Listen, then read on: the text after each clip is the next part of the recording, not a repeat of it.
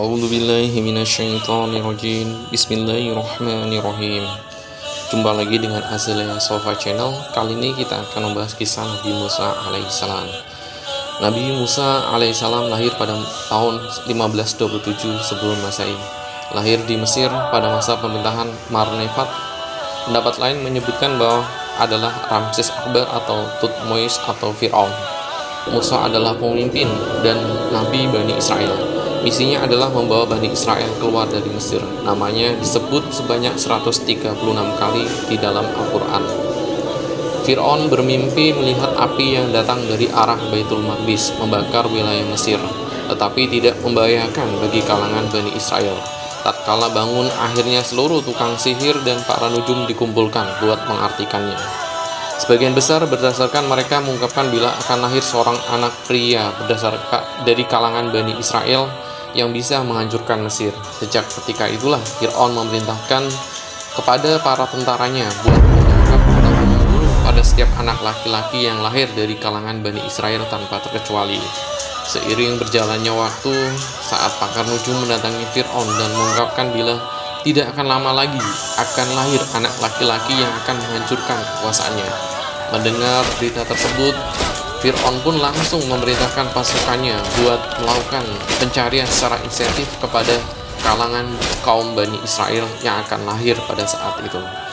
Nabi Musa terlahir berdasarkan pasangan Imron dan Yukabat. Ketika mendengar berita tadi, tentunya sebagai orang tua tidak ingin anaknya terbunuh. Pada akhirnya ketika akan melahirkan, ayah Musa membawa ibunya ke gua supaya tidak mampu ditemukan oleh para prajurit dari kerajaan Fir'aun. Setelah kelahirannya, Yukabat galau memilih nasib putranya ke depannya bila terus disembunyikan di gua tersebut. Dan pada ketika itu Allah Subhanahu wa taala menaruh inspirasi kepada ibunya Nabi Musa alaihissalam, yakni menciptakan peti tahan air, kemudian menghanyutkan peti tersebut ke sungai Nil. Saat itu keajaiban terjadi. Musa bayi ditemukan oleh sang putri Raja Fir'aun. Selama bepergian itu, abang Musa diperintahkan buat mengikuti kemana air membawa peti.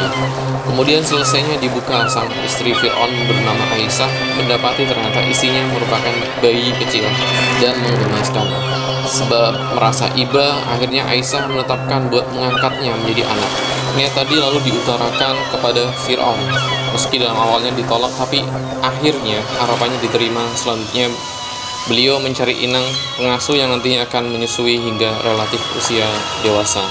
Pada saat itu telah terdapat beberapa inang yang diundang buat menyusui Nabi Musa alaihissalam, tetapi hampir semuanya ditolak. Ketika keterangan ini didengar oleh sang abang kandungnya Nabi Musa alaihissalam, akhirnya memberitahukan kepada ibunya. Singkat cerita, bayi Musa kecil ini akhirnya disusui oleh ibunya sendiri menggunakan segenap kasih sayang. Suatu hari Fir'aun menggendong Musa yang masih kecil, namun tiba-tiba Musa mencabut jenggotnya hingga sakit. Fir'aun, "Wahai istriku, mungkin anak ini akan melemahkan kekuatanku." Istrinya berkata, "Bersabarlah, dia masih anak-anak, dia belum punya otak dan belum tahu apa-apa." Akhirnya karena Fir'aun tidak percaya, ia menguji Musa dengan porsi roti dan bara api. Dikisahkan dalam hadis bahwa Musa memang bermaksud mengambil roti tersebut, namun malaikat mengarahkannya ke tempat lain sehingga tangannya memegang bara api, kemudian memakannya. Sejak saat itulah Musa menjadi cedal dan aman dari ancaman dari Fir'aun. Di usia 3 bulan hingga dewasa, Musa tinggal di istana hingga orang namanya Musa bin Fir'aun. Namun Musa sendiri diberikan oleh keluarga Fir'aun namanya Musa, artinya air, yang ditemukan di tepi sungai Nil. Ketika Musa melihat sekeliling kota Memphis, dia melihat 2 orang laki-laki yang berperang, masing-masing dari Bani Israel bernama Samiri dan seorang Mesir bernama Fatun. Saat dia ingin mendamaikan mereka, tetapi Fatun mendorongnya ke samping. Musa spontan memukul kepala Fatun hingga Fatun tewas dalam sekali. Karena perbuatannya, Musa kemudian meminta ampun kepada Allah Subhanahu wa taala seperti yang dikatakan dalam Al-Qur'an kepada kita. Musa berdoa, "Ya Allah, sesungguhnya aku telah menganiaya diriku sendiri, karena itu ampunilah aku." Maka Allah mengampuninya.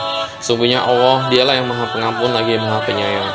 Segera surat Al-Qasas ayat 28 ayat 16. Segera setelah itu penduduk desa mengetahui tentang kasus pembunuhannya sampai berita tersebut sampai ke telinga Fir'aun. Belakangan Fir'aun mengirim anak buahnya untuk menangkap Musa. Putus asa, Musa akhirnya melarikan diri dari Mesir. Perjalanannya tidak memiliki arah dan tujuan sampai setelah 8 hari dia tiba di kota Madian, yaitu kota Nabi Syuaib alaihissalam, di sebelah timur semenanjung Sinai dan Teluk Aqobah di bagian selatan Palestina. Musa tinggal di rumah Syuaib cukup lama sehingga dia menikah dengan putri Syuaib yang bernama Safura. Setelah menjalani kehidupan keluarga di Madian, Musa kembali ke Mesir. Musa meminta izin kepada Syuaib untuk kembali ke Mesir. Dalam perjalanannya ini, ketika sampai di Gunung Sinai, Musa melihat api. Dia mengira bahwa api itu bisa dijadikan obor untuk meringankan perjalanannya. Sejenak Musa meninggalkan istrinya untuk mengambil api. Ketika sampai di puncak, Musa melihat api yang menyala di batang pohon, tapi ternyata tidak membakar kayu. Musa bingung, lalu terdengar suara wahyu Allah sebagaimana dijelaskan dalam sabdanya di bawah ini. Maka tatkala Musa sampai ke tempat itu, diserulah dia dari arah pinggir lembah yang sebelah kanannya pada tempatnya yang diberkahi dari sebatang pohon kayu, yaitu, "Ya Musa, sungguhnya aku adalah Allah Subhanahu wa Ta'ala, dan lemparkanlah tongkatmu." Maka tatkala tongkat itu akan menjadi ular, dan Musa melihatnya bergerak-gerak seolah dia seekor ular yang gesit. Larilah ia berbalik ke belakang tanpa menoleh. Kemudian Musa diseru, "Hai Musa, datanglah kepadaku dan janganlah kamu takut, sesungguhnya kamu termasuk orang-orang yang aman." Ketika Fir'aun mendengar bahwa Musa telah kembali dengan ajaran baru, dia marah dan merasa martabatnya telah jatuh. Akhirnya dia menantang Musa untuk membuktikan bahwa dia benar-benar utusan Allah Subhanahu wa Ta'ala. Fir'aun mengirim para penyihir untuk melawan Musa, dan penyihir melempar talinya dan berubah menjadi ular, diikuti oleh dari Musa setelah menerima wahyu dari Allah.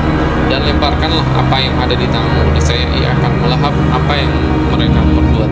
Sesungguhnya apa yang mereka perbuat itu adalah tipu daya tukang sihir belaka, dan tidak akan menang tukang sihir itu dari mana saja ia datangnya. Surat Toha ayat 69. Musa melemparkan tongkatnya dan menjadi ular besar, lalu makan semua penyihir itu. Para penyihir terheran melihatnya, hingga sebagian dari mereka mengerti. Mendengar hal itu, Fir'aun menjadi marah dan menghukum mereka, Musa dan para pengikutnya. Nabi Musa dan para pengikutnya harus mengungsi hingga mencapai Laut Merah. Namun Fir'aun dan tentaranya mengejar mereka. Musa pun mendapatkan wahyu dari Allah Subhanahu wa Ta'ala, "Dan ingatlah ketika kami belah lautan untukmu, lalu kami selamatkan kamu dan kami tenggelamkan Fir'aun dari pengikutnya, sedangkan kamu sendiri menyaksikannya." Surat Al-Baqarah ayat 50. Lalu kami wahyukan kepada Musa, "Pukullah lautan itu dengan tongkatmu." Maka terbelah lautan itu, dan tiap-tiap belahan adalah seperti gunung yang besar. Surat Asy-Syura ayat 63.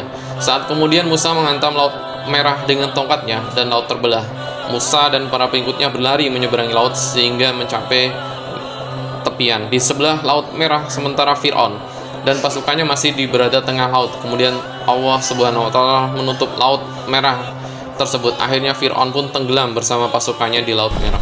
Setelah meninggalkan Mesir, Nabi Musa bersama beberapa pengikutnya di antara bangsa Israel pergi ke Gunung Sinai untuk menerima petunjuk dari Allah Subhanahu wa Ta'ala. Namun sebelumnya Musa harus berpuasa 30 hari di bulan Zulkaidah. Ketika dia berdoa, dia merasa mulutnya berbau dan tidak sedap. Dia menggosok giginya dan mengunyah daun pohon siwakan. Kemudian malaikat menegurnya atas perbuatannya, dan dia harus berpuasa selama 10 hari lagi. Setelah itu puasa Musa berakhir selama 40 hari. Sambil berdoa Musa berkata, "Ya Allah, tunjukkanlah padaku sifatmu agar aku dapat melihatmu." Allah pun berkata, "Kamu tidak dapat melihatku, tapi cobalah untuk melihat bukit itu. Jika tetap tegak seperti biasa, kamu pasti bisa melihatku." Musa terus melihat gundukan yang ditunjukkan, dan tiba-tiba gundukan itu hancur hingga tenggelam ke dalam tanah tanpa bekas. Musa terkejut dan seluruh tubuhnya gemetar dan pingsan. Setelah sadar kembali, Musa terus memuji dan memuliakan Allah Subhanahu wa Ta'ala dengan mengatakan, "Kamu adalah Tuhan yang hebat, maafkan aku, terimalah pertobatanku, dan aku menjadi pelayan pertamamu yang dipercaya padamu." Kemudian Allah menurunkan kepadanya kitab Taurat. Menurut para ahli tafsir, kitab ini merupakan bongkahan batu atau kayu yang diwahyukan secara detail dan bertahap. Demikianlah kisah Nabi Musa alaihissalam. Akhirul kalam, wassalamualaikum warahmatullahi wabarakatuh.